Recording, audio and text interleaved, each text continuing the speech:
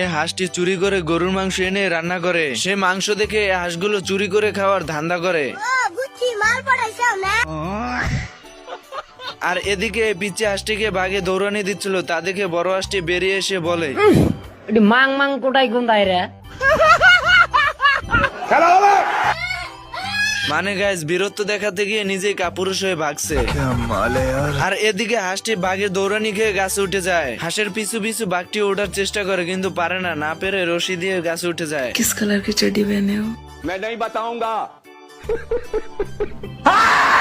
আরে এ তো হাঁসের বাচ্চা বাঘ সেজে ভয় দেখাচ্ছিল। ইমোশনে হিট মারিস না, পেছাও কম, পেছাও কম। আচ্ছা, এই বাঘটি জঙ্গলের ভিতর দিয়ে যাচ্ছিল, হঠাৎ একটি হাঁস দেখে লুকিয়ে পড়ে। এরপর বাঘটি হাঁসের উপর ঝাঁপিয়ে পড়ে। হাঁসটি নকল বাঘ ভেবে উল্টো মারধর করতে থাকে আর বলে, ভালো হয়ে যাও মাসুদ। এই পোকা চোদা কয় কি?